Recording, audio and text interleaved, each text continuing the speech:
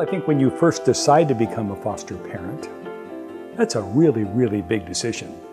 When I first became a foster parent, I already had an enjoyment of children. I had a lot of young children in my family, extended family, and I always enjoyed that. And it was just something, I was a big brother for a while, for about a year or two, and I had a friend who was involved in foster care, and she convinced me to give it a try, and she said, I know this really adorable 8-year-old. Take him for a weekend. Magic, it just happened. I got hooked. And after that, it was a very easy decision to become a foster parent. You can analyze for weeks, months, and years and never do it. So my advice is just jump in. It all works out pretty well.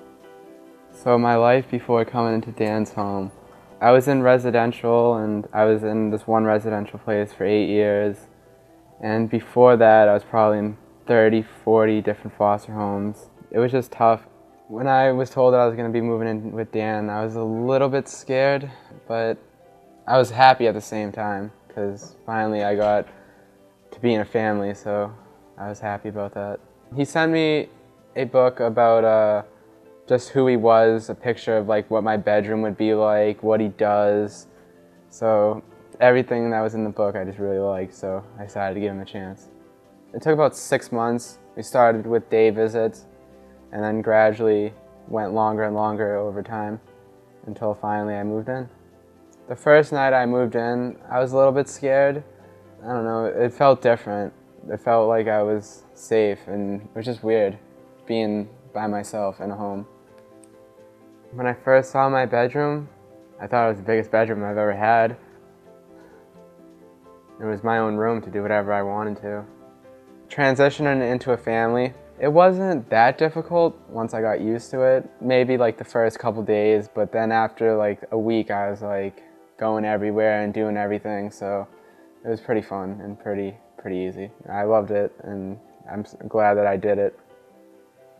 I guess with Bobby, my first child, I don't think I had too many surprises. But Joe, who was my third foster child, was older. And when a 14-year-old comes to you, it's a little bit of a different experience than an 8-year-old. And I think the most difficult thing, or the most surprising thing with Joe, was he came to me at an age when adolescents just biologically break away from their parents. And all of a sudden, you have to develop a relationship with this adolescent. One of the most important aspects of being a foster parent is to connect with some support. And by support, I mean people that understand what you're doing. I can promise you they're probably not part of your circle of friends. And they may have raised children, they may be the best parents in the world, but they will not understand completely the dynamics of raising a child who's not your own, who's had a traumatic past. So you need to find people who have that experience. And the best place to find that is a foster parent support group. So when you choose your agency, spend a lot of time questioning the quality and the depth of their foster parent support group.